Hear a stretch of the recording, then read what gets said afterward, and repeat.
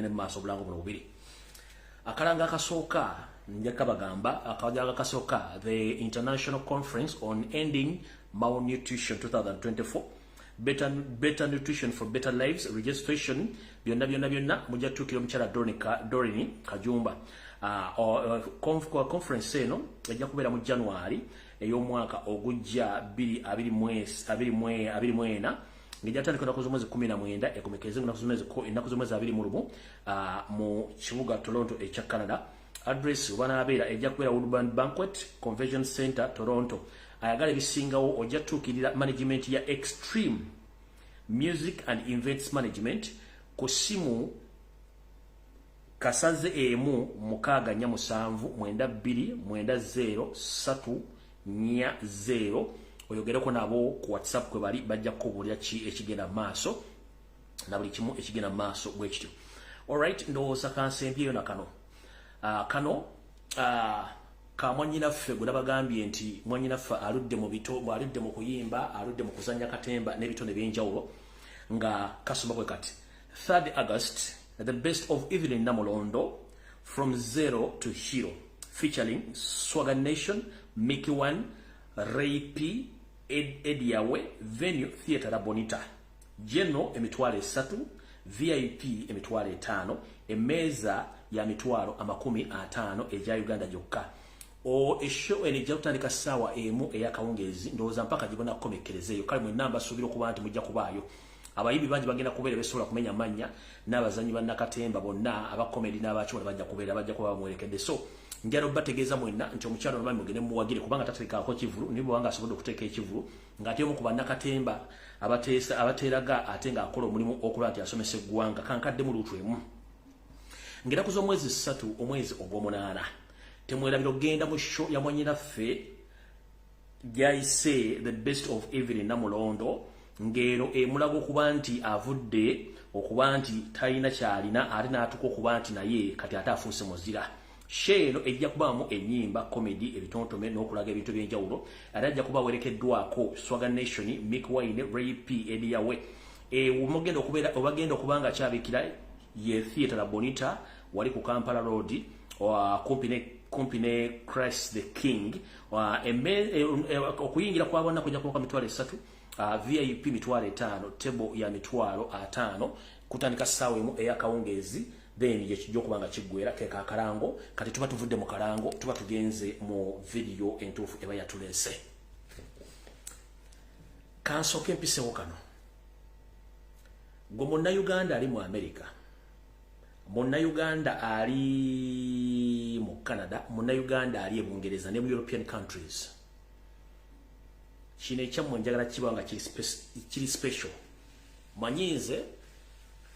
nzija nenkola video zino nenzireka waawo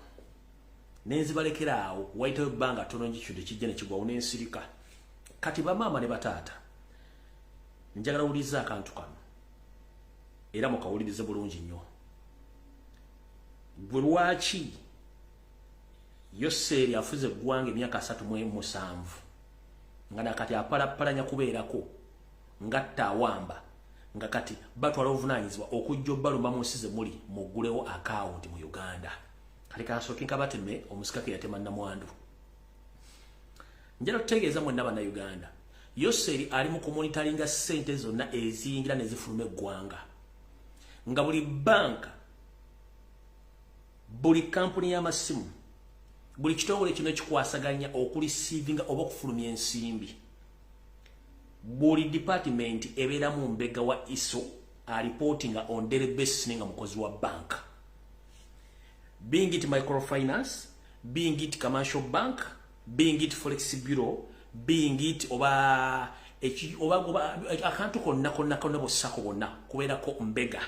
Ayinza okuba deputy manager, ayinza okuba manager, ayinza okuba teller, ayinza okuba cashier. Kati jala bategeeza nti gwali eyo nga banka zizze mu nsi yammwe mu America abasabuli kimu mukimanye nti eyo system bagiyita financial profiling. Financial profiling buli muntu gwoweereza ssente bamanya amanya ge yaani zigenda kukola ki bamulondoola mpaka. Kati nammwe papasire bwe musindika ssente muguddewo accounts bagenda kuba monitoringa sente ze musindika papasere zigenda kukola ki era bwe zinaba zisusse ze balowooza bajja zikwata naye nga bamaze okutegera gwani nga ne ku kisaawe entebe tosobola kuyitawo kati ngenda basaba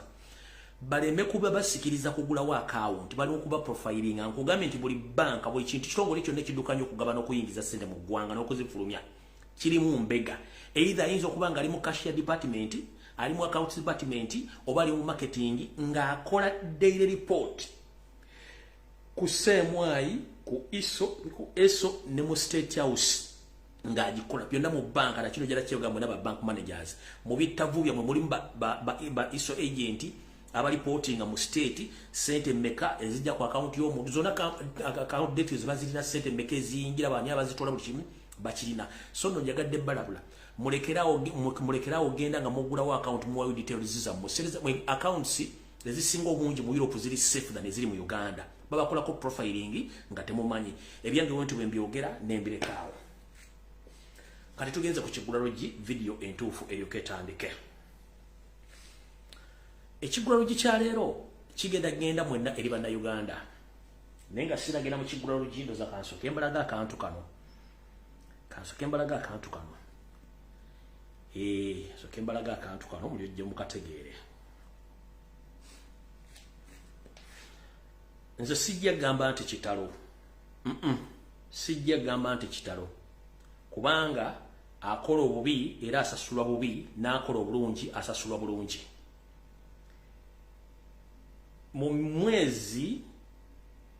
mu mwezi ogwa January najja nenkola video nentegeeza omukulu oyo aponye nti ebibyo biwedde era bakuwa okusigibwa kw'abalwadde olw'ensonga nti aponye yali apalapalanya nga tayagala kuzza ebintu bya Yosei bya Janet na Natasha ne bamuwamba era bamuwamba ne bamutwala najja nenkola video okusinzira ku sources zange ne mbagamba nti otasobola kumalako omwaka guno era nayogera ekigambo kimu nti muwadde okusigibwa kw'abalwadde n'enkuba n'akabonero nze ne musiibula era nze byagudde otogabadde mawulire kati mwenna abatajjukira kano ke kalanga akateekebwa ku social media ne ku TV ze Uganda ng'omwami ono abuze ke kalango akateekebwako ng'omwami ono abuze aponye kali ng'ennaku lwali lwa Sunday bakalamu kagamba bwe kati a disappearance of Mr. Holland Byamugisha aponye reference number SDRFEF Lower Police Station Mr. Harold Byamugisha Aponye Limited announced the disappearance of Executive Director Mr. Holland Byamugisha in the bracket Aponye. He was last seen in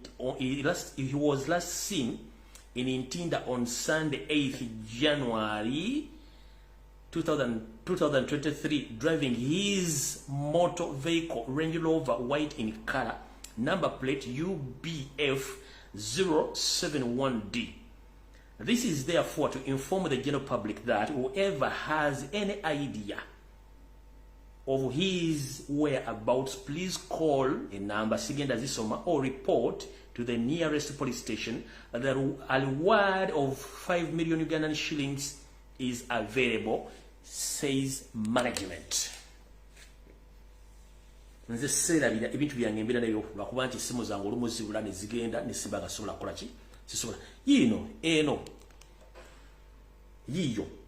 enoti gye baateeka ku mutimbagano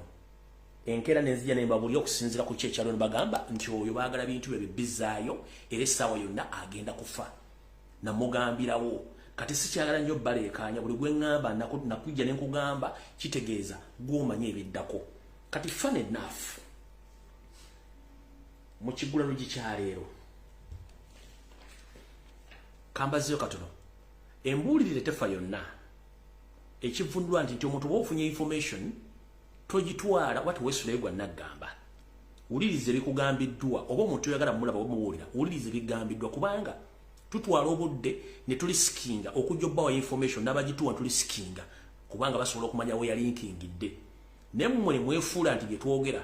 si bituufu oluvannyuma ne bivaayo ate ne mutandika okwebuzabuza nga bafuka banaaba kale bwe ŋŋamba nti okwerinda si buti ensanafu etambula egaludde buli muntu weebereremu kubanga k'okufa kukulinze kati era kano kalinga ngenda kubanga ndabula mu kigula lugi kya leero ebintu bingi ebibadde ku mutimbagali bitambulidde ku mugenzi ono naye nze ngenda bagamba nti buli muntu yenna gwe nali njogeddeko ng'okimanyi nti nali nkwogeddeko essaawa yo tennatuuka oba nagiyimirizaamu katono otherwise genda omwami olabadde akolera Natasha ne Janet ebyobugagga byonna babibalaze bulungi nnyo na buli kimu naye nabagamba nti Museveni ne famire balina enzita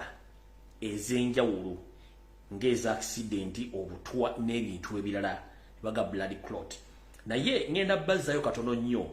era nga njala bategeeza muwulize ebibuuzo byange bino mulyoke mutegeere bulungi nnyo. Omukulu ono abadde mukozi wa state ng'era ayina abakuumi ayina ne dereva amuvuga. Enfa ye waliwo enfa kati gye bateekawo bamala okutta ng'omuntu ne bakuteeka mu mmotoka ne basetinga accident ne bakuba ku side yo n'ofa enteekateekawo eri olwedde omuntu abeera mufunga bamaze omutta ne bajja basetinga accident nga accident ey'omukyalo ono Sadrin Carrasco Sumaya mwena abajjukira Carrasco Sumaya kati enfa y'ono okusinzira ku sose zange akabinja akatta Carrasco Sumaya ono omukyala munnamawulire eyakavalinga struggle ya Kyagulanyi oyo omukyala munnamawulire akabinja kano ke kamu akakola omulimu ogwo ono Carrasco Sadrini Carrasco Sumaya munnamawulire enfa gye yafaamu exactly gye baseemu n'omwami ono era kati njala soka kubuuza ebibuuzo bino wammanga emmotoka eno nga mugiraba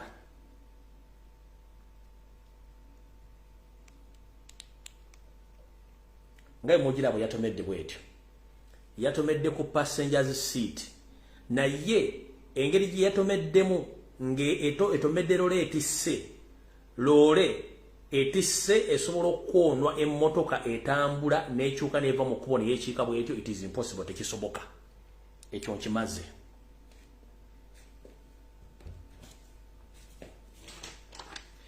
Dereva w'omugenzi ali luddawa taliiwo omugenzi abadde n'abasekyuliko abamukuuma bali luddawa tebaliiwo lwaki bakonye ku saidi y'omugenzi yokka ekyo nayo kibuuzo kiri awo mwenna abadde tebakimanyi wulira kino mwenna abadde tebakimanyi bw'oba nga Yoseri yakwatako emmotoka Land Cruiser V8 empya nnyo modo ng'agikuwadde oba oli musumba oba oli celebrity oba oli ani ng'emmotoka V8 Land Cruiser Prado zimuvuga zimpe enkone ng'emmotoka ezo ziri computerized nga mwenna muzitwale zikola service ku Toyota Uganda company eoningibwa Toyota Muganda Museveni emmotoka zino zonna ziri computerized nti n'okugikola service ebiseera ebimu service zibakola nga ziri computerized Toyota kenyini yakola services emmotoka zino emmotoka eno gisula ku accident tekitwala budde nga bakozesa software goyinza okuba ovuga emmotoka ne bagikola software update n'oluzinga control n'oluzinga okusiba ku emmotoka eyo emmotoka okomekereza okola accident kyekisooka mwenna Museveni gwawe emmotoka zino empya eziri computerized V8 Prado koza kamanye nga akoza n'owebbwa emmotoka oyinza okuba ogivuga n'ekukyankala nako kumbe bo bagenze mu system nga bakozesa software ne bakyusa emmotoka eyo entegera yaayo emmotoka n'ekulwa Windows oba ne bagiwa Windows nayo n'ekulyawo over kubanga mmotoka mwena muzikulira Toyota ye Muganda Museveni yalina company eyo ekyo nkimaze mwena bawa emmotoka ezo zirimu slow killing poison ekyo nakyo njagala mukitegeere kati ekyo nga nkimaze njagala osooka weebuuze omwami ono okufa kwe kwazze kibwatukira naye nga gyevudde katono balina enkaayana wakati we Janet ne Natasha nga baagalazeeyo ebintu era ebintu bino bimu bye yazizaayo byayise mu mikono gya Drake Lubega gwe badde bamaze okuwa ebimu ku bintu ebyo okuli n'ekizimbe kya paaka enkadde wali ekikuwa ekinene ekyo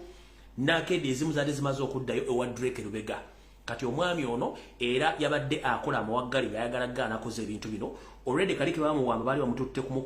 kumusayiningisa by force asayiningi papulemizo n'agaana kibaga okukatukute tujja kukwata mpolampola era gye mujja kumujja tandika okuwulira nga bakayanira ebintu bye nga mugenzeemu ba trustees awo kajja kuba kawedde mu bulungi. Kati gwe yenna ali eyo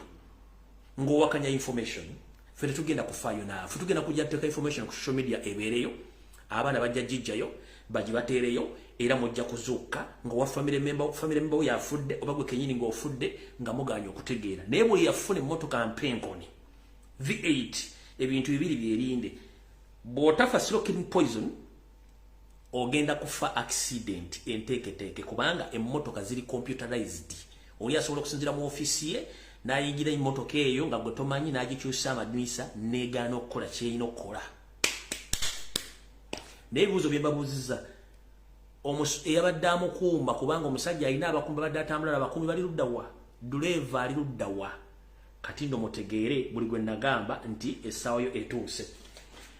Wano nga nfundikira ekigula lugi mwenna abayimbi abali mu Uganda ng'omanyi nti oli ku federation ya Elisa Musuuza ne Shiba Kalungi nga munnange abatwala ku jam sessions ku Sereni Suits emutundwe n'ebitundu wali ku Sereni Suits emutundwe ne wali ku Mistil Hotel ne mukuba jam session ne mulya chips and chicken ne mulya ziwaini ne mulya buli kimu kye mwagala ne mutandika okutandika okukuumula omukka muno na empewo ya Uganda ne Kampala. Mulye nnyo naye bye mulya nyamusi yabisasula kitamusi yabisasula. Koloza lwaki bukyanga bazimba hoteli ezo ziganya okukwatayo lwaki baleeta mu abali mu federation mugende mu jam sessions buli alya nanywa koza kamanye nga koza no webba kubata baagala mujja tandika okufuna complications mutandika okutondoka ng'ebiyenje fe tujja kuogwa fe tugumaze okubagamba nga tetuna kyakola kati buli muyimbi yenna agenda ku Serena Suits nonywa nolya noteeka amagulu ku mmeeza ne ku mistil nga mukola jam session bye bye gozaaki batola mukole gundi mukole jam session tebabalina gwe baagalako mwenna bajja batta bamale omu ku omu ate nga mwabulya ddobutwa ate nga mujja bulya mulya chicken and chips ne baba wine ne mulya ne mbwegera ne muzimba embuto mukola maifu ne mutandika okulekanira eggwanga nga muli mu nonsense mujja kitegeera nammwe mbatumiddeko nnyo naye nga mujja kitegeera wano omuyimbi omunene nnyo gwe nabaga wali omuyimbi omunene nnyo ajja okufaana tirofa ate ng'agenda fakatwa slow killing poison ogwereranga kando y'omukyaki n'ogwerera mpola n'ogwerera syo n'okwegenekereza. Kale awo nvuddewo ku kigula lugikyalero nkiggadde embuulire tefa yonna abali mu diaspora bagulawo akawunti babuulidde mu abayimbi abali ku Serena Suits ne ku Mistil babuulidde nembuulira ono omusajja nali namugamba dda kati awo mba nvuddewo mba nyenze ku information endala eyandeese. Gerwa mukulu Emi Katabazi ntandise naawe omumyuka wa director wa ISO wazze mu America n'ekikutute mu America kyonna kikulu munoonya Robert Kyagulanyi Center muna buli omu asoboka okumujja mu bulamu bw'ensi naye ngabe nabaga tubakola ku profile essaazi oli mu America yiggwa wano Emi Katabazi oli wazze mu America if I'm not mistaken already oli mu America wazze mu America siyo gwe Emi Katabazi naye ndowooza naffe engeri gye tugenda tetutudde tukola profiling eno ye family yo eyo si ye family yo nga bwogiraba yonna tugirina yonna tutandise okukola profiling muve ku baana bali mu kwasamirira ng'obugego bukalufe tukola profiling eyo si ye family yo yonna nga yeggwa n'atudde wano maama omukazi wo baganda buli kibi byonna n'abazzukulu eyo si ye family yo kati mukulu ffe ogwaffe tugukoze ne mujja kutegereyo Emi Katabazi ne family ye naffe tugifuna mukwate abaana mbatokyalinge ebisigadde mujja biwulira. Gwe nawe nkuvuddeko kati njala ngende ku mukulu gwe nabagambye gwenzija ngenda sooka kwogera ku nsonga za mukulu ono Lubega Mukaaku tugende ku information gye nabagamba okujja ku exposinga ku Friday buli omu tuula kwate kalamu kalira mukulu Mukaaku oli otya gye baliko kansulenti oli bulungi bakuwadde airplay oli ku TV ogenda oyogera okuba ebibajjagalo okwegamba oli awo naye njala ategeeza public omwami oyo omanyi bavumanya abantu abavudde ku kyeyo nga tebalina kye bakoze nga tebamanyi lwaki bakikuba kibadde naye omwami oyo ngira mutuuma erinnya eppya temutaana muyita lubega mukaako ye kyeyo drop out bw'oba onoonya bakyeyo drop out nga bwe tugaa nti omuntu ya dropping out of senior school or primary school kati nono ya dropping out from kyeyo so the UK kyeyo drop out mukaako lubega wumuzaako ku ntwingiriyo n'omutwe gwo kubanga tojja kusobola bintu bino. 1 information gye nkulinako mpanvu bye nayogeddeko lubyadde bitono ekisooka lubega mukaako njagala public emanyi nti oli kyeyo drop out azini kyeyo drop out wa dropping from kyeyo nga tolina kyokozeeyo. 1 ng'oggyeko okubeera kyeyo drop out oli smart wire ayina 12 packs smart wire ayina 12 packs nga gwe omulimu gwo kwebirika ku bakazi balina ssente na kubaffera oli conman ebbanga aliwa mmere Bungereza webaka ku buli mukazi gwali osubira kagenda okuwa ssente n'empapula abasigadde nabo bali bakuwa obasanga balaba era tuwasobola kufuna kiwali oyina kufuna era kyovula wavaayo tofunye na mpapula waleko ozadde ne mukwano gwo n'odduka n'ogenda okuteekawo child support ekyo si kyekikulu mukulu mukaako smart wire 12 packs kyeyo drop out njagala ensi ekimanye nti gw'omu ku basajja abaalya era monna DP gwe bayitanga eyali abesinga ebweru omukulu ono yali gwe kennyini guwa mulyamu olukwe gwe bayita Evereston Nyanzi njala tegeeze gwanga mwenna abali bamanyi omukulu gwe bayita Evereston Nyanzi yali musajja wa nkyukakyuka olwo musajja yamubega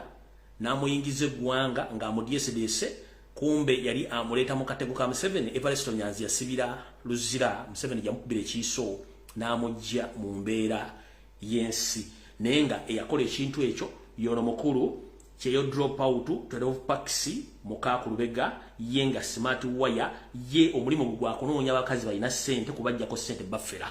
So njagala public etegere nti gwali mu lukwe olwabega Evereston Nyanzi omusindikiriza okujja e Kampala Museveni n'amukwata yogayoga luzira n'omukubirayo omuto Evereston Nyanzi n'afa. Kati njagala ensi etegere nti byokola olwaleero byonna simawulire kubanga basajja mwembale mwaganya okwewummuzaako nga muli basiri wazibu naye ng'ate ensi temanyi nti amagezi muyina matono. Ebbanga ly'omala Bungereza mukulu watandikawo n'ekibiina kiwateeka mu kwesese gweyita nti baganda bumu nga mulimu n'omwami gwesigenda kwogera manyeka nga wumuze ku lw'ekitiibwa kye naye nga ekintu kino ki organization kiwafferemu abasajja n'abakazi e Bungereza wakikolera ku Upton Lane East London gye wakikolera wali office gye wakoleranga ebintu bino era waffera baganda bangi nnyo n'obajjamu ensimbi nga bagenda basupportinge obuganda mu bintu byonna byalina okukola n'okufuna enkyukakyuka era gye wadduka wavaayo n'amasuuti n'engatto mbojja kwesimba okuwa president kumbe sente wali ogenda kufera bafere. Address entufu bwenda bamanyiwo eri 130 East London Upton Lane E79 LW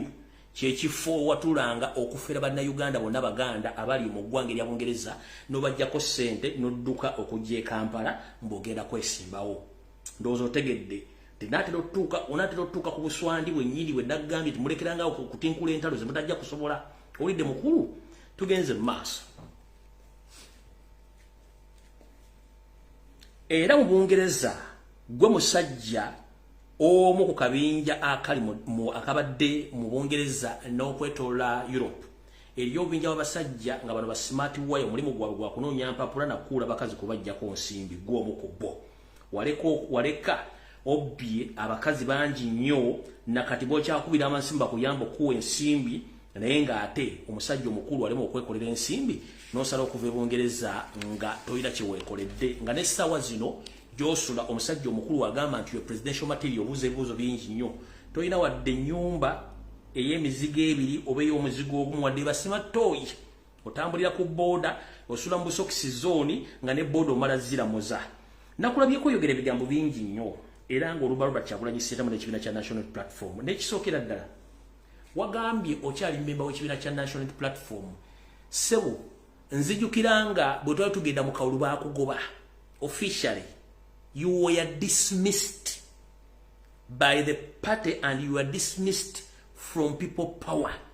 Bakugoba. So, ojako TV okwogera nga state agent goba asindise so singa member wa people power oba wa national platform.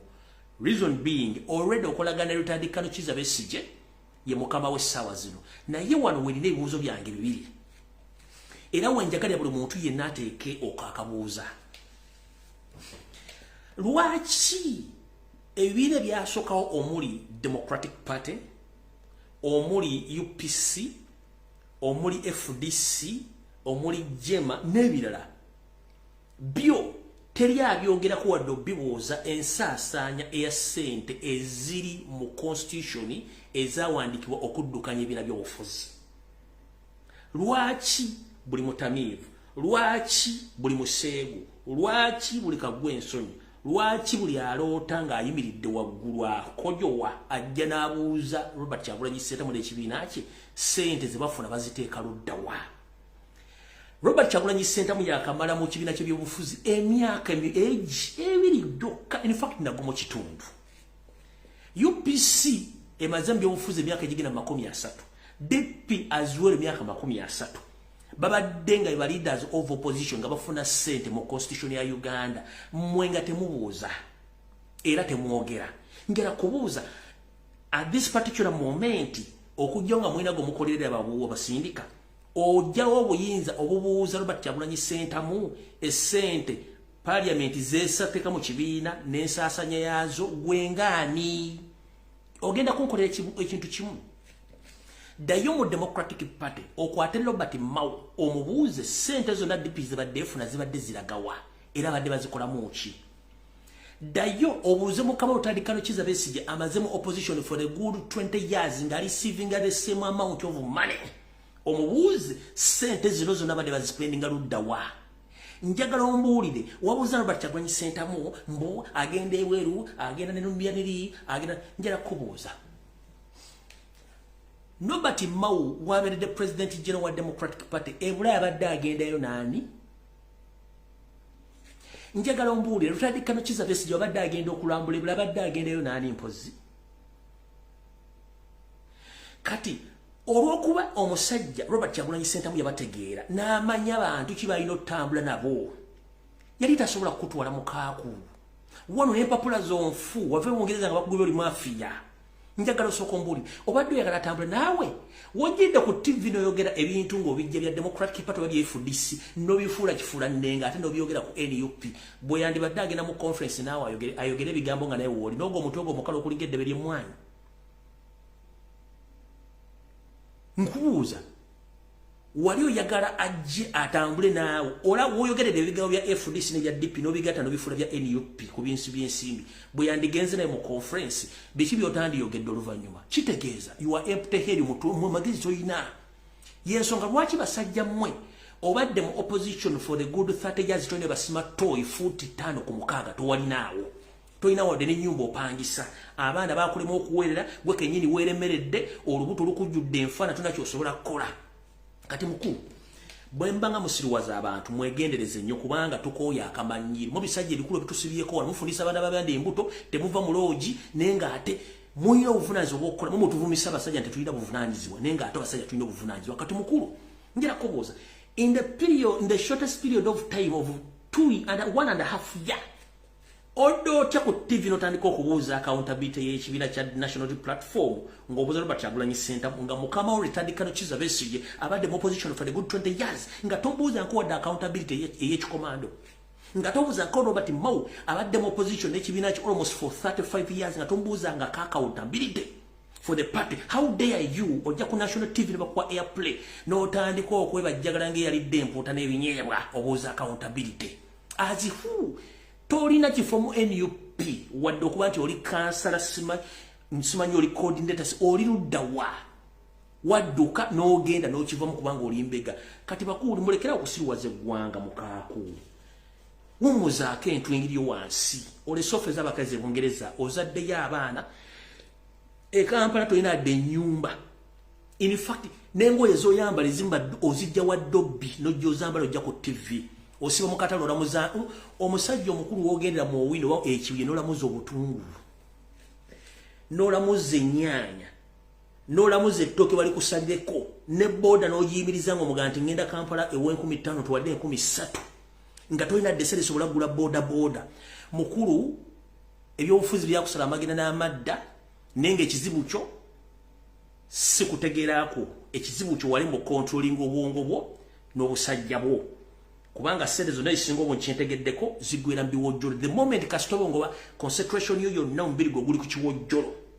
awo nga obwongo buli sakodi awo ku kiwojjolo tosobola kusigaza ssente mu mpale wadde okubeera n'obuvunaanyizibwa buli kyotunula bwo era kyokola nti omegerera ng'omutambaze olwera ku TV musajja mukulu ku myaka oli mu nkaaga naye wenna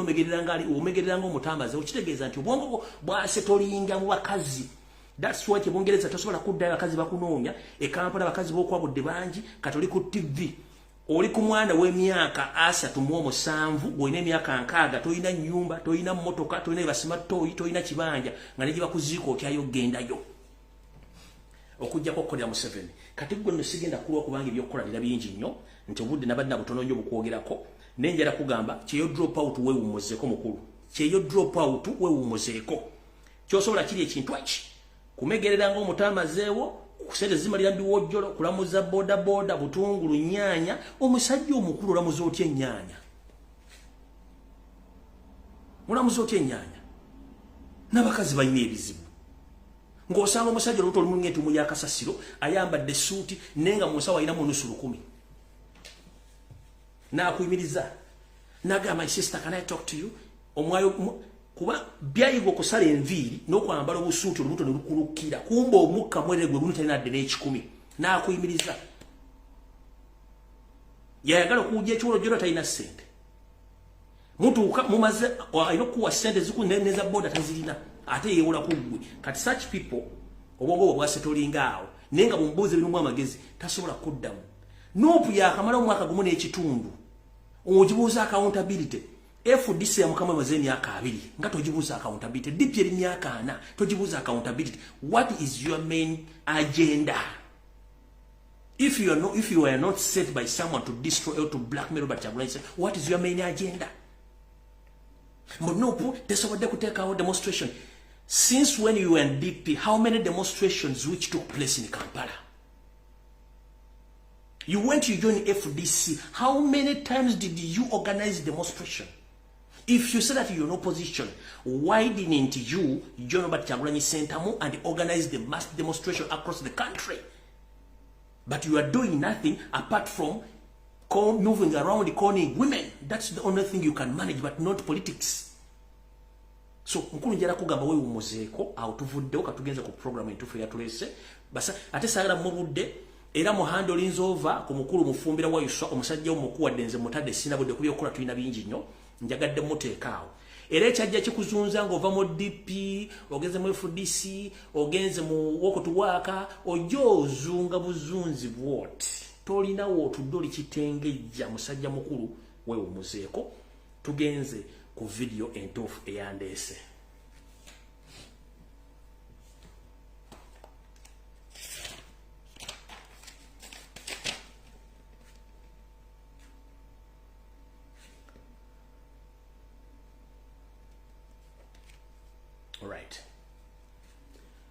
katika nsubira nti omukulu Mathias Mpuuga Nsamba atuuse Robert Mao Charles Peter Mayiga Yoseri Tibahabula otabase mutano wa Karensi tamzezede nsanga bisibe naye atuuse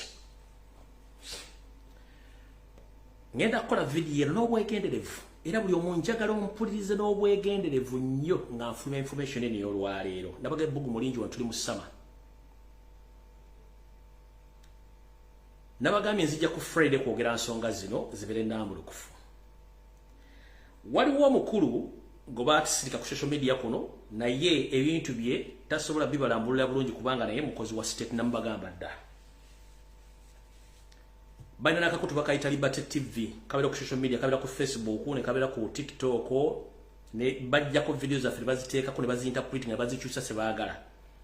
oyo mukulu gobasooka okuwa information oba gobasooka okuwa take iyo kuleta ekibozibozi kibayita federal nga akisomesa bana Uganda that's the only way to go njala soka bategeeza omukulu oyo Kimbugwe n'akabinja ke Kimbugwe tabanga ko munabya bufuzi oli Kimbugwe musajja omufere yali akola mu sports betting district twagibawa bino byonna nga bamanyi musajja munyarwanda awedde emirimu bamuleta mu settinga era buli kimu kimayine ka group yabuzabuza abantu banje tutugenda gendayo n'ekibozi kyabadde afumbire bago basiko kuwa information eyokukola ki federal ekujjo kyogera eri abantu naye ngenda tandika video eno nga ngisenka buno yekisokera ddala federal system of governance yandibadde nnungi nnyo mu ggwanga erina obukulembeze obukyuka mirembe yekisokera ddala federal system of governance bannayuganda bajagala kuva dda naye Yoseri n'akabinja ke n'abazungu ne bagiremesa kubanga bakimanyi nti Uganda ng'ensi tewera waliwo bitundu biteesobola ng'ekitundu kyokka kisobola okweyimirizaawo kye bayita Buganda ebitundu ebirala bisaana kusapootinga ne bagamba no tetujja kisobola ate nga n'abakulembeze bano bannabyabufuzi baagala osigaza obuyinza nga tebasobola kukkiriza federal system of governance kati olw'okuba tubadde ku pressure batandika okukyusa ebiboozibozi ngenda kubaabya nabage ngenda saagala muntu yenna ngenda kubaabya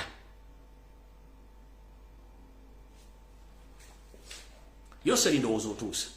tunajjukira byafaayo nti Yoseri y'omuntu eyajja mu Uganda ng'azze ku mission ya kufuga ggwanga naye nga si Munnayuganda ekyo kibadde kibagamba ebbanga lyonna mutabani wa Kalekyezi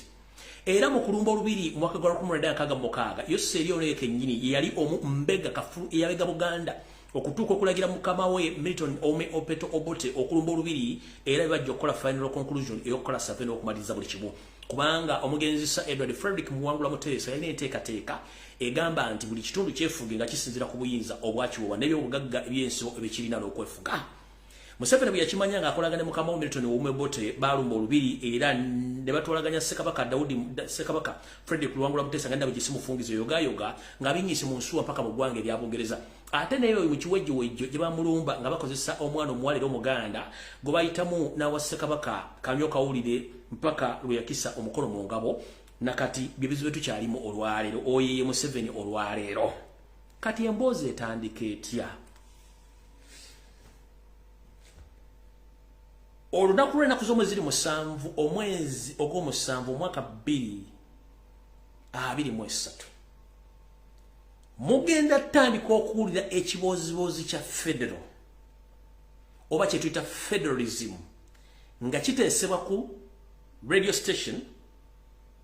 kiteesebwa ku TV kiteesebwako kubamu kuba Babaganda abali mu kabinja ka Buganda Caucus kigenda kuteesebwako ne mu parliament era kigenda kuleetera Wasanya Kaloli Charles Peter Mayiga okutandika okukola kye tuyita Buganda tour bw'anaava mu Buganda tour agenda kukola countrywide tour nkiddamu kino kigenda kuleetera akabinja ka Buganda Caucus okutandika okwogera emboozi za federal kigenda kuleetera parliament okudiscussinga ku kigambo kye bayita federal kigenda kuleetera Charles Peter Mayiga okutandika okukola Buganda tour ng'ayogereza Abaganda ku kigambo kye bayita federal Wepo ne Mathias Mpuuga Nsamba nga batambuza ekiboozi kye bayita federal naye mu kino we bagenda okuva Yoseri wagenda ng'okkuba enkambi ng'abuuza abatuuze baawo nga bamubuuza kubanga Mayiga n'Empuuga n'akabinja kagenda okuba katambula kagenda kuba kasetinga ng'abantu abagenda okujja ku mukolo gwa Museveni omugamba ssebo twakusaba dda federal omutuma Yoseri abagambe nti nze federal nga ab'Emmengo basabye kati ngenda kuba mubaddiza nze sina buzibu era federal mubawadde federal kigo bagenda obbawa wuliriza bulungi nnyo kavudde kwanjula video etandise ng'ennaku z'omwezi 4 omwezi ogw'omusanvu omwaka 2023 waaliyo olutuula ono lwali mu State House Entebbe lwatandika saa 12 ez'akawungeezi ne likomekkerezebwa ku ssaawa 6 ez'amatumbi budde era olukuŋŋaana luno lwatuulibwamu abantu bano wammanga nga bateesa ku programu yaabwe nga bw'eneetambula mwalimu Yoseri Tibahabulwa Lutabaisirwa mutabani wa Kalekyezi etamuzezedde ensanga bisibe nannyini kabuyonjo tambula lukwata senior mwalimu Nobert Mao bagamuyitanga Nobert Mawobe mwalimu Wasanya Kaloli Gamulengejja Saalongo Peter Mayiga Kawenkene Mr. Alaje mwalimu Mathias Mpuuga Nsamba Lupu mukujja bujjo lutali amukwatira nsawo be bali mu meeting eyo mpozi n'abali mu bisenge nga bawuliriza n'okwagala okutegeera ki ekigenda mu maaso. Lwaki meeting eno yaliyo era lwaki bino bigenda mu maaso? Ekisooka kikino kakibategeeze mutegeere bulungi nnyo. Bano abasajja bagezezzaako buli ngeri yonna esoboka okukuba mwana mulenzi lwa Kyagulanyi Ssentamu buli wamu wabula balemeddwa.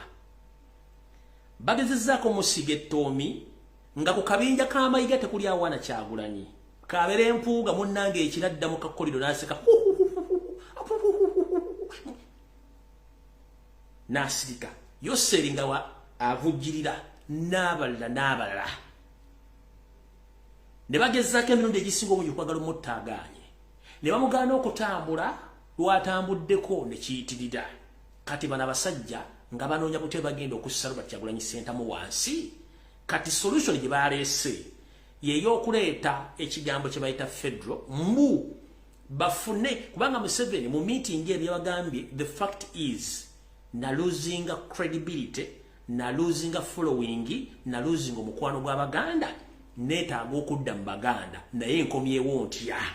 Bana bampembe bensomye ne bajja mugamba ffe tulina pulaani esobola okuzza Abaganda mu ngeri yonna esoboka singa tuba tuleesewo pulaani ABCD. Pulaani gye bamugamba bagiyita federalism oba federal system of governance, naye ng'ate si federal. Kino ekiwandiike mu ngeri gye ŋŋenda okubategeezaamu. Tutandise. Mu meeting eno pulaani gye baleetedde Yoseri yabagambye nti sikyalina muntu anjagala mu Buganda. Nkoze ntya okudda mu Buganda okuba nti nina omukwano. Abantu bensomye okuli Robert Mao, Peter Mayiga, Poga Mathias n'abalala ne bamugamba ffe tulina programu gye tusobola okuba nga tudraftinga Abaganda tubamanyi bakyamuukirira nnyo kasita oleeta ekiboozibozi n'okibaguza bajja kudda. Era ne bamugamba tusobola okuleeta pulaani eno Abaganda ne bagifollowinga era n'oddamu n'ofuna laavu ey'Abaganda ne bakwagala. Olwo Museveni abuuza pulaani ki? Ne bamugamba ffe tuzire pulaani ey'okuleeta enteekateeka ey'enfuga eya federal, tugambe tugenda giwa Baganda naye nga federal eno si federal original wabula federal enfumbe oba enjingirire naye nga federal tubalaga nti yeeri naye nga ate mu nteekateeka federal ndala. Yoseri nga omanyi nti amegerera nga gwe banabba mu katale nakkiriza enteekateeka eno. Omanyi Yoseri kwoli, mukazi wo kwoli, Mayiga kwoli, Mpuuga kwoli. Abasatu bano okuli Robert Mao, Mathias Mpuuga Nsamba, Ssaalongo Mulengejja ne Mpuuga ne bagamba nti bo bali determined nnyo oba balina ekirowoozo era bamalirivu nnyo okukuumira Yoseri mu buyinza kubanga nabo bye bafunya bifunye ku mulembe gwe. Abasajja bana basatu bakola ki boogera era nga tebaagala ave mu buyinza. Ne bagamba nti bo bagenda kukola ekisoboka kyonna mu wiiki gye bujjako entono nnyo Norbert Maobe ye minisita wa ssemateeka agenda kuleeta bbiiro ku ssetteeserezo w'eggwanga parliament nga bbiiro eno egenda kuyitibwa federalism etebulingibwe mu parliament eteesebweko. Naye mu kuteesebwako kuno ensimbi already zatandise dda okuyisiŋŋanyizibwa mu mikono eri ba MP abamu naddala abali ku ludda olulowoozesebwa abantu nti luwakanya so nga ate teruwakanya bajja kukola musimbi. Era ng'abantu bano basasuddwa dda ensimbi era nga basinga obungi bakkiriza dda muuvu eno ejje. Omuntu agenda okusooka okukkiriza enteekateeka eno mu parliament agenda kubeera Mathias Mpuuga Nsamba mu parliament ate nga yagamba leader of opposition era agenda ogisupportinga olwo agobererwe bonna abamulya mu ngalo olw'okuba nti akasimbi weekali gurupu mujja giraba. Ebyange mbyogera ng'omusazi agula essiyani nti ngenda kuliirako bantu bange. Tugenze mu maaso. Oluvannyuma lwa bbiiru eno okutebulingibwa mu parliament Wasanya Kaloli Charles Peter Mayiga ajja tandika poko obaka weefube owokutambuza ekiboozibozi ekya federo mu Buganda nga yeetooloola ebyalo emiruka egombolola zonna okwetoola mu Buganda era ndowooza bwe mba serabidde yatandise dda n'ebizinga by'ebivuma bwe mba serabidde yatandise dda mu bizinga by'ebivuma mayinza ebyange nkusuubiza ningenda kuleeta information naye njikuleetera yatandise dda campaign eno nga yeetooloola era nga n'ekigendererwa kye ekyekusifu. Wasanya Peter Mayiga ajja kukola kye tuyita Buganda Tour Preaching Federal.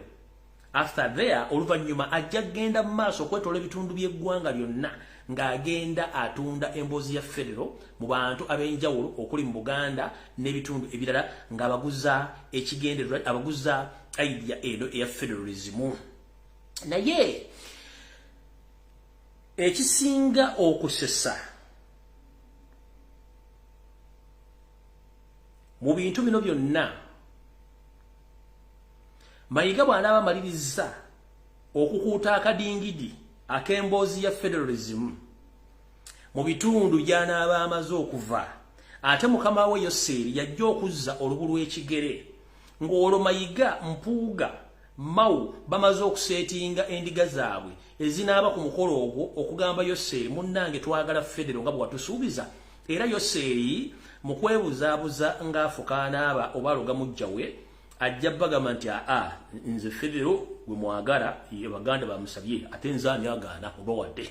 olwo nno kikwatagane bulungi nti Museveni akkiriza okuwa Baganda federo kino kitandike okubasugumbiza nga bakimezezza okw'omusana nti Museveni yoyo gwe twali twagala okuva edda kumbe eno programu yonna bagimanyi bulungi nteeketeeke bulungi nga yakusuula Kyagulanyi Ssentamu nga bakomye omukwano gwa Museveni nga nabano bennyini bakimanyi bulungi nnyo nti kye bakola kyennyini kikyamu. Yoseri ajja kugamba bugambi nti obuzinze sinze buzibu bwe mba mwagala federo ekyo si kizibu kyange era federal system ongibawadde era mugifune ng'era Honorable Mpuuga bw'agambye Katikkiro bw'agambye Minister Mamawo bw'agambye so federo ngibawadde yatambule agende alekenga bano amaze obateeka mu mundu so nga ate bo kibatunula kirala. Ekintu kino mukyetegereze nnyo eno fake federo egenda tunula oba egenda kuba yeefaananyiriza n'enfuga eya LC system era mu biwandiiko bano bye badraftinze egenda kuba nga ekavalingiddwa oba ng'etunulanga oba ng'eyitibwa LC system of governance under federal. Enkola eno eya federal ey'ekifuula nnenge gye bagenda okuleeta ejja kuba nga erabikanga eya LC naye nga mu katabo n'ebiwandiiko Dronizan bye byalabyeko ejja kuba munda mulinga ebikkiddwa mu nkola eya LC 6 system of governance ng'era ejja kuba ya bikukujju so singa bwe mugirowooza banagiyita. Wasanya Kaloli Charles Peter Mayiga Nobert Mao Mathias Mpuuga Nsamba olwamaze okukola enteekateeka eno Yoseri buli omu yamusimbi akawumbi k'ensimbi era bagenze okuvaayo nga buli omu abuuseyo n'akawumbi kamu be bantu basatu yabavuddeyo n'obuwumbi busatu obw'ensimbi. Ensimbi zino Yoseri azijjawa z'ensimbi eza supplementary budget zibawa buli luvannyuma lw'emyezi 6 zibongera ku State House kubanga zirina okugula amataka okukyusa ebyobufuzi n'okugulira bonna babayagadde abagulirire okuba nti bayisaawo ebintu bino. So buli muntu yavuddeyo n'akawumbi k'ensimbi akamu bwe bumbi bisatu bayawukanye nabo bwe baganiriza bongera kuz'omwezi ezo zembategeezezza nga bavudde mu State House. Era project eno egenda tambula okwetoola Buganda ne Uganda yonna. Mu bano abasatu wakati wa Mpuuga Mathias Nsamba wepo ne muganda we Ssaalongo Mulengejja omu ku bo alina ekirota nti yandifuuka gwe tuyita governor of federal in Buganda, over federalism in Buganda. Kumathasi Mpuga Nsamba. Ne Charles Peter Mayiga Ssalonga Mulengejja. Omu biwandiiko bino yandifuukibwa governor of federal, yandifuukibwa governor of the head of Buganda Federal, the head of Buganda Federal System in Buganda. Kwabo ababiri. Mu lujjudde lw'abantu ekintu kino kigenda tunula mu lujjudde lw'abantu okuyisa ebintu bino byonna abasajja bano abasatu okuli Robert Mao, okuli Charles Peter Mayiga ne Mathasi Mpuga Nsamba bajja tunulanga oba bajja twalibwanga abazira mu Buganda abalwanye nnyo okuleeta ekyo ekiremye bannabyabufuzi abadde mbyobufuzi okubangalyo nabo ebbanga lyonna mu Buganda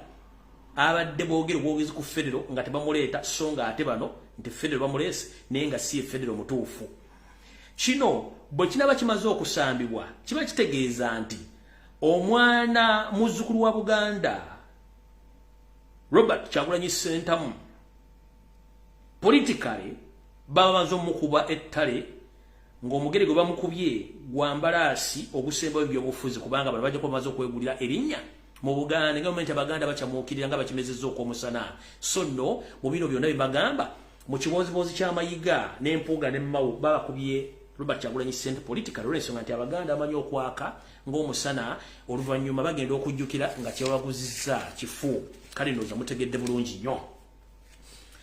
Era ne mbajjukiza nti Yose eryono gwe bakoledde programu eno y'omu abatayagalirako ddala nfuga ya federal kubanga akimanyi nti Obuganda bwe bwa federal teri muntu yenna agenda kuddamu kusugumbiza mu Buganda agenda kuba nti Buganda ekyamwetaaga kubanga Buganda erina abantu erina ettaka era n'ebyobugagga esobola okwebeezaawo. So nga ate mbajjukiza mu 1996 Museveni y'omu abaali mu lukwe olusaanyawo Buganda ate era nga ye mu 1994 ng'amaze okutuddiza Obwakabaka yagamba nti okusaanya Buganda tekyetaagisa kukozesa bantu balala nakozesa Baganda bennyini okubusaanyaawo. So nga tetugenza okwetegereza obulungi nga bali mu kusaanya Buganda Baganda bennyini abakozesa ensimbi z'omuwoomusolo okuba abantu emigaati okusirika ate okulumba abo aboogera ku nsonga za Buganda. Kale nno njala bategeeza Museveni yali mu lukwe olulumba olubiri lwa Buganda Emmengo lwasi wawangusa Ssekabaka Frederick Luwangula Muteesa Yogayoga Bungereza era naye Mukama we Obote yakolera olukwe olw'okumwaka nnyo kawulire musajja watunakisa omukono mu ngabo nakati gyali mu masiro g'abajjajjabe ge bakyagaanye okumaliriza zeze ensonga ezigenda mu maaso mu Buganda kati mutegere bulungi nnyo. Kino ekibozibozi kigenda kujja mugenda kiwulira ku TV ku radio bama parliament gabakyogerako ababuganda kokasi n'abagenda kuba biteesaako ne Mayiga okwetoola eggwanga n'Empuuga okudda ekola drive okuba nti batambuza ekibozibozi kino. Ngembagambye nti abasajja bano mu public bagenda kuba batunulanga abazira nga kino ekibafudde abazira kyekyama ekikusike ne mission yaabwe ey'okuteeka Bobi Wine wansi politically bo bayisewo ekibozibozi kya federal naye nga ate si federal egenda kuba enkola enfuga eya system ya LC5 ya LC6 nga tena kyesobola kukola mu Buganda wadde okuyamba omuntu yenna kubanga ekigendera kyabe kyonna basala ntotto botya we basula Robert Kyagulanyi Ssentamu nga ne Nabugi simufungize.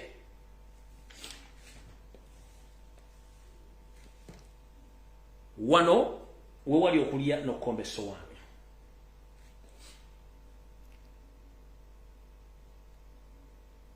Na kino kankyongereko gwe omuntu yenna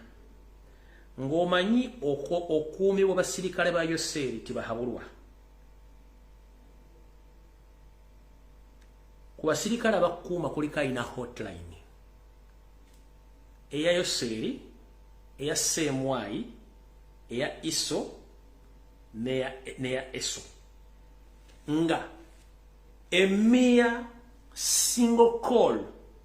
gwosobola okufuuka omulambo gwe bakuuma bingi nti oli mu opposition bingi nti oli mu gavumenti bingi nti gwanika sitoba nga okuumwa kati wano wagenda okuva n'okukomba essowaani Yoseri n'akabinjako njala mwotagingire Muhanga Kayanja Inspector General of Police Iso Semwai Eso n'ebitongole ebirala bannayuganda bwenda bakola mu Kampala buli mutya mugyebale. Yoseri nakugamba atogeza n'okuba bomu mu Kampala nkono wa Kiso nga nkitegeeza olwaleero njagala bannayuganda mwenna mutegeere bwe bagambanga nti kino ekintu kigenda kubeera otwala obudde otunule toyomba wuliriza bulungi nnyo ku Sunday ngenda baleetera video niwe mmemme naffe totegenda kubeera ku video tojja ebimuli by'ombulange ku Sunday bigenda ku bizibu wabula tojja nkwegayiridde video mbi ku Sunday tojja kansoke mbawo katono nnyo mmwe abali eyo abakyali mu kwewuguusa Yoseri ne family n'akabinja ke bali bubi ngenda bagerageranyako ku Semako bannamaka atazimba kabuyonjo mu nnyumba ye era nga n'ennyumba teyagiteako kisaakaate ng'ate kabuyonjo zedda zaali zeesuddeko kuva ku maka nga bw'afuna ekidumusi Semako bannamaka afunuka bufulumisa amezi ekiro n'agenda ne yeetaawuluza nadda kati ng'essaawa zino Semako bannamaka ate okufuluma ebweru ogenda okwetaawuluza akakkana yeetaawululiza mu ddiiro ate oluvannyuma neyeekazanga omusazi w'obyayi ku kkubo naye atandika okwekaza ku makya nti ani yeetaawululiza mu ddiiro wano kubanga ate ogenda ebweru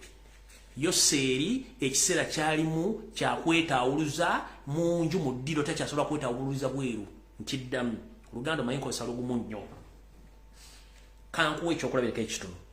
oyinza okuba olina amaka go tewazimbamu kinabiro wadde ttooyi nga bwe ziri ennyumba zedda nga ttooyi zedda zabeeranga wabweru naye nga edda wabeeranga mugumu nga tewali obutabanko tewali buki ng'osobola okufuluma ekiro ng'oyagala kusala byayi oyagala kufuka n'ofuluma n'ogenda n'ofuka n'okumona oggala ennyumba ne webaka kati ng'essaawa zino oli mu kutya oyina kutuula mu ddiiro lyo eitha n'osalawo ebyayi oba n'okojowawo n'olongoosa ku makya naye ate embeera gy'alimu ye kennyini takyasobola kgenda bweru kwetaawuluza kubanga atyayo ate ne bw'abanga amaze okwetaawuluza mu ddiiro akeera kwekaza kubuuza ani yayonoonye mu nnyumba wakati kati Yoseri waali njala kubebaza mwenna abaana bali ku social media abakuba ekintu kyekasese I salute you kyayiika kiki kye bagenda okuzzaako nkiddamu ntegeeza public mwebale nnyo okuba kintu kyekasese nabo mu meeting ze baatuulamu bakkiriza mwabakuba hands down ekintu kyayiika kyagenda okukwatayo kubanga batuse n'okugamba nti ekintu kye twakola n'omwana omuto akimanyi nti ffe twattaba abaana bali ekyo kyo njala bebaza mwebale nnyo mwebale ddala ekyo kyekyali kigendulwa kyange kujja ku exposinga Museveni na kumulemesa buli kimu kyalina okukola publicly ng'ensi ekimanyi nti Museveni yatta abaana ne mukoddomu omwankahanga omuli kale kyezikayula muhoozi yennyini ne SFC batta abaana thank you very much mwebale kikye bagenda okuzzaako mujjukira bomo gye bakuba ku CPS ne ku parliament bikoze bityalinga ku Serena bomwezo bazikuba n'ekigendwa okusika international community area amatu egambe nti Al-Shabaab oba ADF ebalumbye mu Kampala wakati mwakuba bomu bo bennyini nenanga najja natandika okunanaagirira ku TV bomu ne zifa ne kisirikiraawo kikye bazzaako kikino wano wammanga Yoseri ekintu kyekasesebo kyamulidde ne family ne muhoozi ne baani bategeka olulumba sinzigu nga baagala kuba bomu ng'eno ejja kuleeta n'abalambuzi okwerabirako bakakase international community ne bannayuganda nti ADF ebyaddala gyeri naye ng'ate bebakikoze kati ki kye bagenda okukola Kahanga Muhanga kojja wa Muhoozi Museveni Janet ne muhoozi waako baatuula mu meeting mugw'omukaaga wakati wano bwako preamble video yonegera kubera ku Sunday ne bagamba the fact is tuswadde tugenda kola tutya tulina okumakinga sure tuteekawo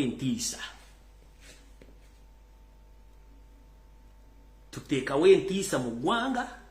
otherwise tuli bubi entiisa yeeruwa Kahanga n'abagamba tusooke tuteekewo tera alert ne basasula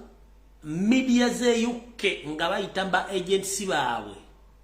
abayindi bakolagana empapula z'Ebungereza okuteekawo tera alert mu Kampala bajje bazimbira ko kibozi era kibozi mwakiraba. Kahanga nabagamba let us deploy heavily in Kampala.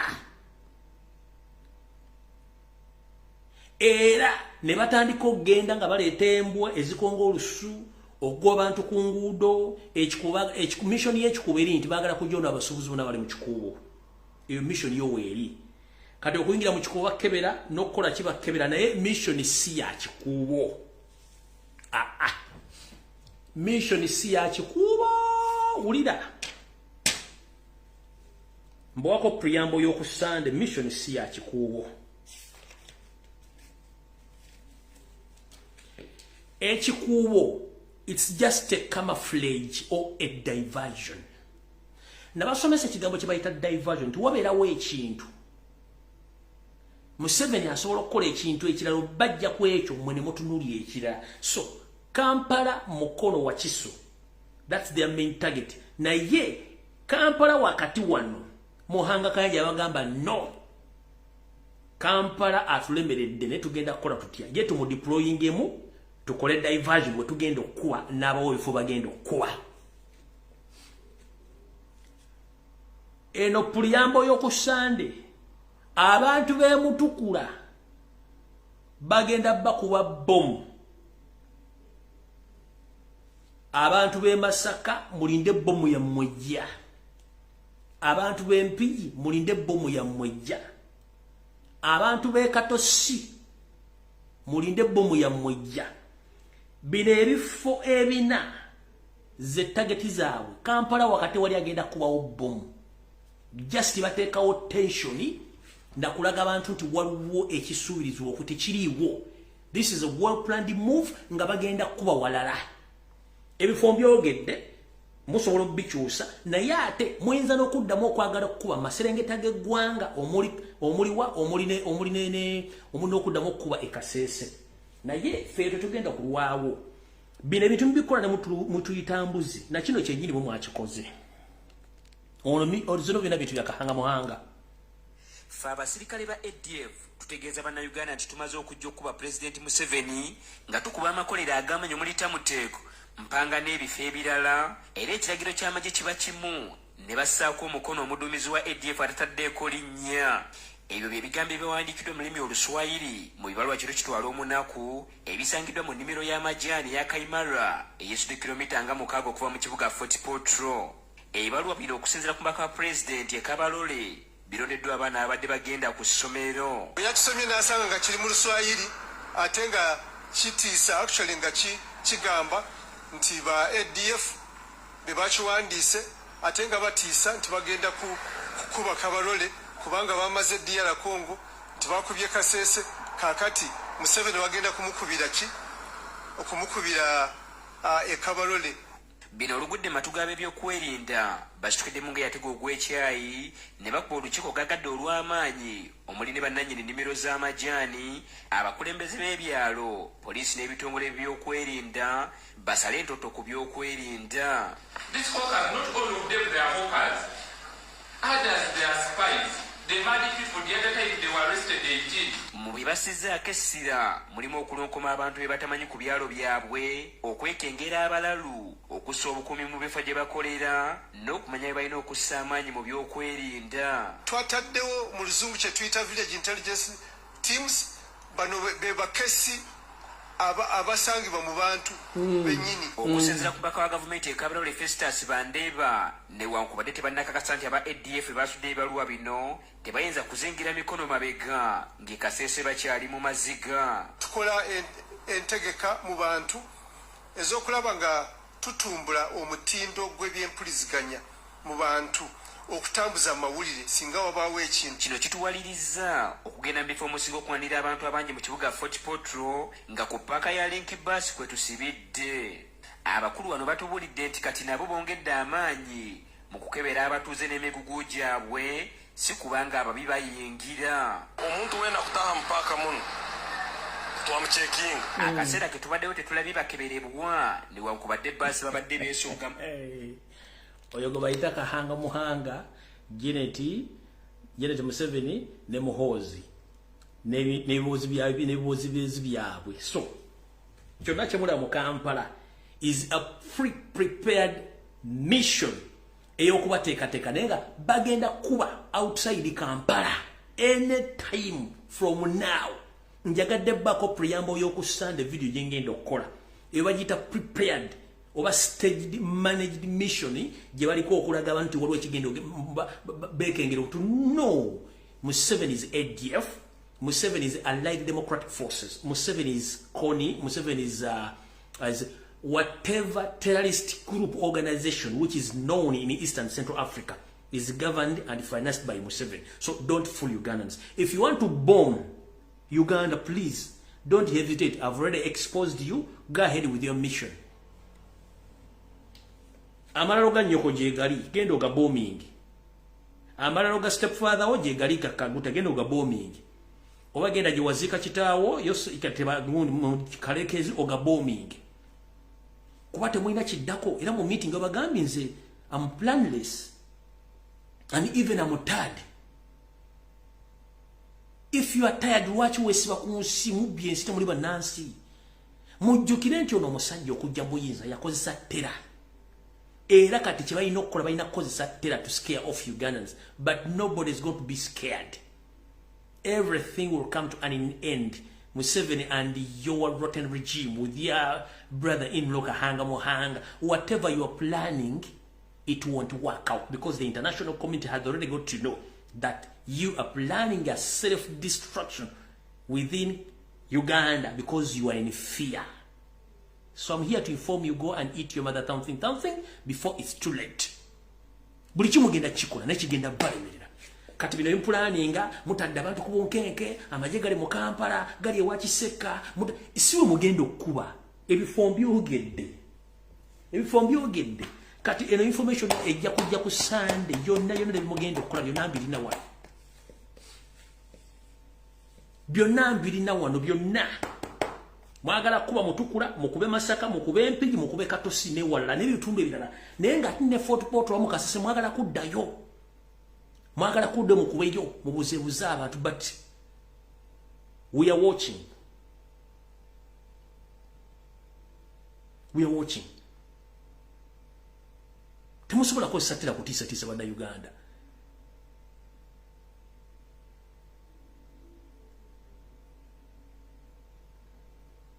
Kahanga Muhanga. Eyo system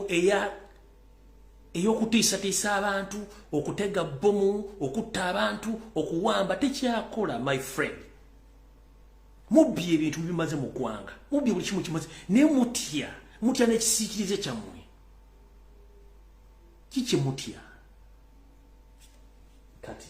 tuvuddewo munnange enjamba jagadde ba preamble y'okusande ku information gye nnina tugende kubiddako.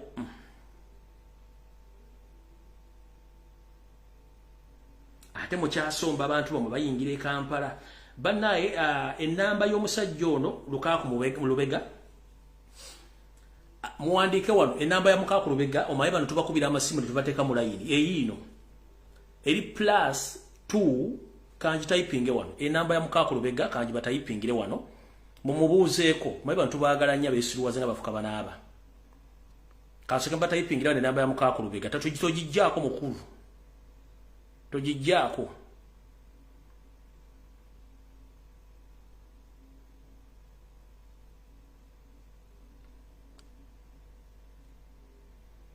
Lubega Mukaku.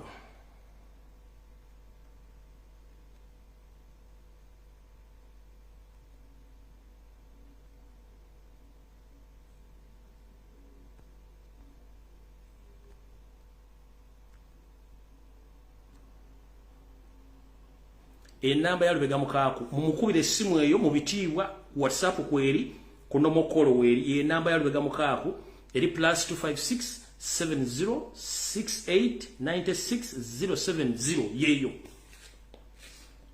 mumukubire mumubuuzeko bulungi nnyo mu bitiibwa ebitokomoka enamba ya Lubega Mukaku omayife tukuwa omuntu tukuwerako na buli kimu kyoyagala togijjako tokyusa namba yiyo mugiwandike mugitayipinga omaze gipininga mugitayipinga abo ye namba ya Lubega Mukaku kyeyo drop out 12 packs y'omulimu gwe kuwujja biwejjolo kyasobola talina de toy wadde basima toy mu Kampala ne Bungereza avaayo ne paundi 5 ali mu kutawaanya bavubuka teriiko bange teriiko mujute kweri video bagijjeko tabasobola gijjako yeye namba ye tababuzaabuza yeye namba ya Lubega Mukaaku WhatsApp kwendo kuno mukolo togeza n'ogulala yini endala gwe Lubega Mukaaku 12 packs kyo drop out sigala kabantu obabuulire byabadde oyogera nga kubanga kadulu wadde ku TV ngona busikalo bukume wolo kati bakubire simu ojja babulya bichi byogera byobijja mbadde mbeera bidde namba badde njira bidde kati mwenna abavuzi ba boda mu Kampala waliwo omukyalo ono muvuzi wa boda naye mukyala Munyarwanda omukyalo ono ababega from A up to Z mbadde mumanyi njala balaga ekifaananyi kino nga bwenzanya eddoboozi lino muliwulire bulungi nnyo tulyoke tugende mu maaso.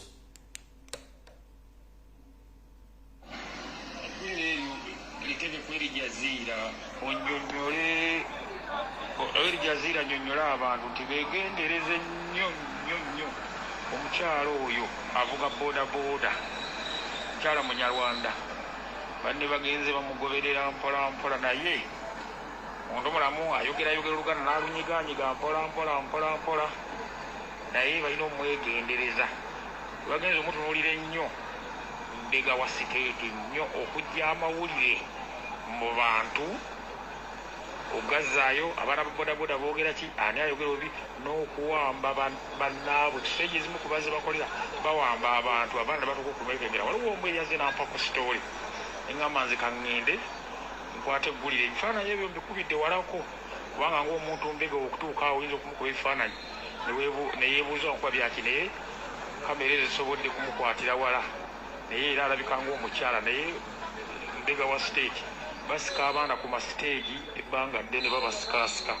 naye bagenza okukitunulira ng'oyo y'ababega oyo omukyalo oyo Munnarwanda asula wa Pastor Tom awo awe wali wasula naye ng'atera okupaakinga ku siteegi za boda wansi nga ku Owino ku Annies waggulu wali ndako gera maaso wali ng'oyambuka ku Bululuumu ezo siteegi ze zapaakingamu Lubaga Road bw'atyo mukyala mweru ampadde sitoola alina omwana omu wa myaka nga 3 bwe bityo ndoza mutegedde omukyalo oyo avuga pikipiki registration number UFS 718Q enamba gyavuga pikipiki ye eri UFS 178Q mwena ba boda mu Kampala district mutegedde omukyalo oyo Mbega wa state era akwasiza abaana bangi wuuyo mayinzo agange gabira bwerere wuuyo mutegedde bulungi nzaba boda saagala muntu n'omwafire obulamu bwe nakubabbako boda wuuyo mutegedde bulungi nnyo omukyalo oyo stage kwakola na buli kimu yoyo mumwegendereze nnyo mukazi Munyarwanda era yembe ali mu kabinda kabano yoyo mula bulungi nnyo so mutegere bulungi nnyo information nga bwetambula.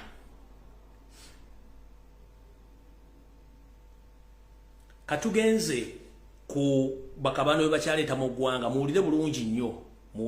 nnyo maye nalowooza ffe tuli basiru bano abantu bakyabayingiza wulira mwami Lumbu yagyebaleko kansubira oli bulungi sebo kakati ekikumpereseza ka voice note kano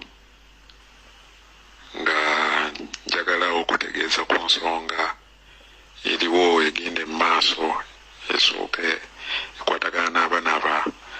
Abanyarwanda abaleetebwa Abanyarwanda abamu kati batandise okusombebwa nga bagibwa saidi zeno oyima eyo gye babateeka ebuliisa saidi Kiboga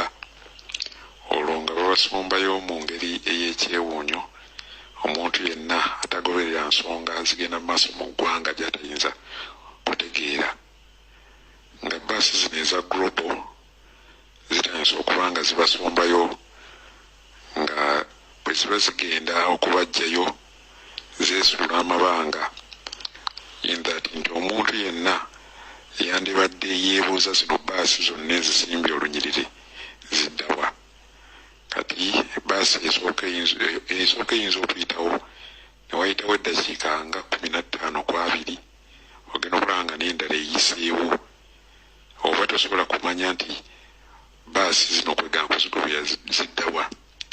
Era oluusi emmotoka eza militale ziyinza okusooka nezigenda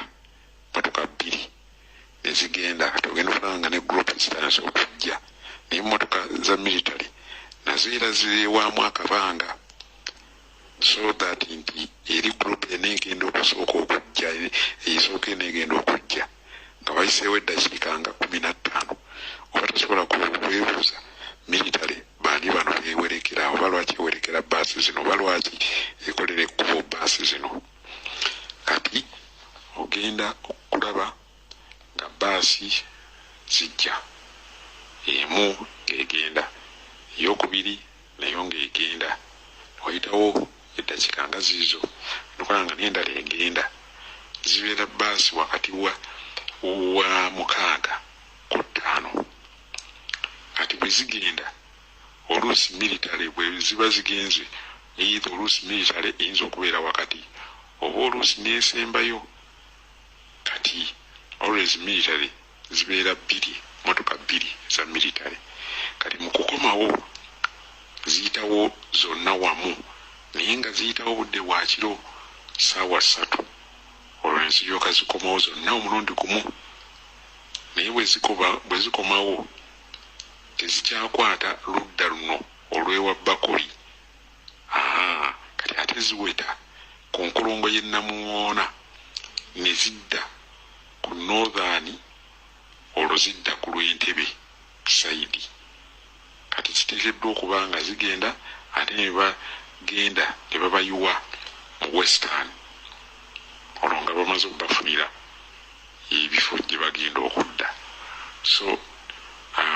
wentegereza munnayuganda yenna akyebase nti kaakano bano abasajja beetegefu beeteekateeka naye munnayuganda azze mu kunywa enguuli, azze mu kugenda mu maloogi, azze mu kulya ensaniya n'ensaniya, kugenda mu bituula mu bidongo bye bateekeddewo. Kwegamba ye munnayuganda ali wano okwaba obwe ye kankuyite nakwewunza yewunzizza ddala ddala tagobya kigenda mu maaso mu nsi ye. So eyo ensonga esooka. Kati ate obudde bundese nti nina butono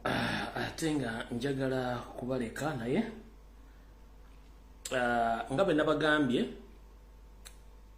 ekiboozibozi kidiversion kya mukulu Mayanja Jose Camilo nakibagambye information mwagifunye nze information njiwa njibateera wali mugiconsuminga. Ekiboozibozi kya DNA nakyo mukirekezo diversion muzireke kubanga waliwo ekigendererwa. Ebintu bino wammanga bye biyinza okuba bitagetingibwa mu kiboozibozi kya DNA. 1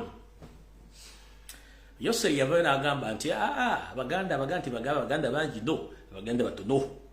In fact abarundi bebasinga obungi n'abanyarwanda mu Buganda. Kati jukira bana abantu buli mugagga n'omuntu alina ssente bakusetinga omukazi n'omuzalamu omwana naye mu baana bakuzaaliramu n'abatali baabwe. So mu process yemwe kubisa emizimu mugenda ku DNA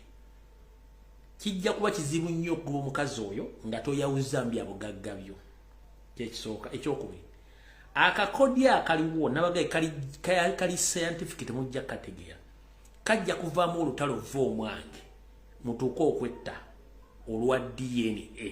So ekintu kino kina impact yama ne bakireese okwasaganya amawulire okukifula diversion as the same time kakodyo kakutandika bantu bano kwesumulula kuva gye bali beesumululidde oli ajjage nti n'omwana mu makaabo ng'okirabira ddala akumanyidde bumanyizi batandika okukyankalanya bakugende mu family bakugende byenfuna bakugende mu business ogenda okakana ng'oyalise amanyi omweso omuganda okwalika mu kumanyi bulungi nnyo baba bakugalise bati kati mwegendereze nnyo bwozibu kya DNA eyo diversion mbasaba muve ku diversion z'abayimbi muve ku bayimbi be Uganda mbaleke twajja kujjako Museveni obo tubasevingiremu muve ku bayimbi bozibozi by'abayimbi kanalabyo kana kono omusajja kali mu kweyambula omwana omukulu ategera ntandiko okukwambala engoye oyambadde engoye ezo mu kisenge oli mu kumododo tadde galubindi oli mu moto kotulaga ebitundu by'ekyama bakozesa buli mechanism yonna okulaba nti battracting amawulire gaveeyo gatwa muve ku national issues mutunuulire omuntu particular n'okutunula issues babalese wano oyo mwana Sheila Gashumba okukola ka video nga yambadde akatimba akaddugavu nga tali wadde munika bakakoze kuongera ku parkinga kukwasaganya media none fortunately kaganya okukwata eno diversion Kamili nabagambye bade diversion DNA diversion nenge erimu ebirungo muganyo kutegeera kubanga bana basajja bapulaninga ekintu ahead of us nga tetusobola kutegeera bintu bino naye bwanga Museveni agamba nti yasinze kibozibozi kya DNA nabagambye musoke mutegeere lwaki yavudde ku mitwalo 7 nje ku mitwalo 25 kye kisokera ddala ye asoka kwate Nankumbi Natasha mutwale ku DNA tutegere nti enyonyi enkulu yeyigirize nto okubuuka geneti nawe Museveni kwata Nankumbi Natasha omutwale ku DNA ni ate DNA eze Uganda olali zatisizo omusayizi gano fuluma nga ntuufu kale ate mukole DNA nga ntuufu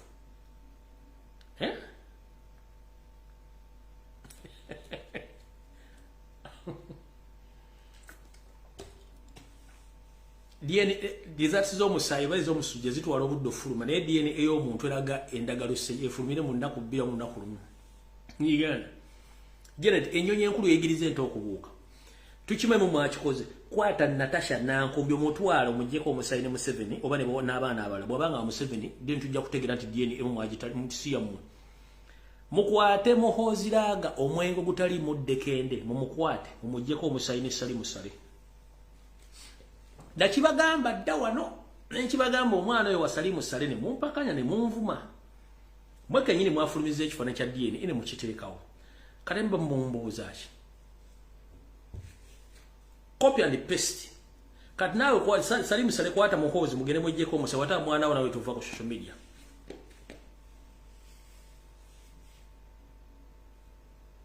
mukitegera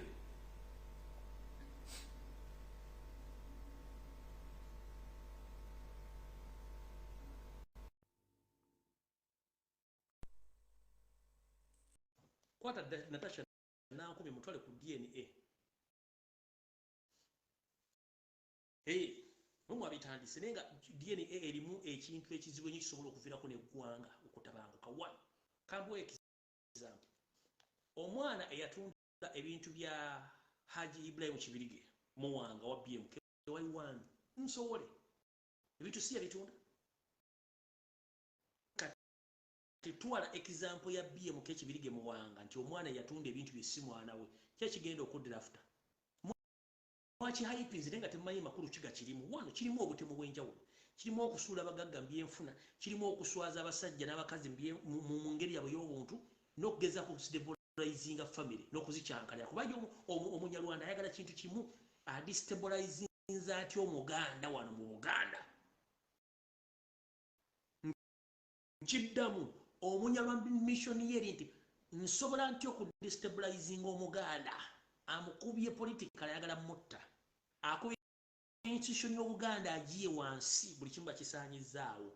abakubye economical abasiza wansi kati kyalina okukola okuddako kukyankalanya maka kasito kyankalanya maka buli kimu kitu voli mwananje tutte voli mukweri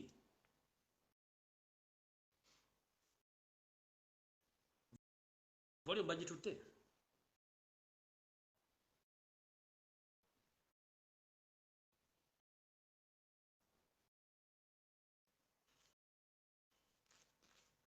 kati sina kyengera gikolera video katugikomyawo tujja kudda ku Sunday mukama bakumata 10 mpeera ndoza bagala gicyankalanya mweraba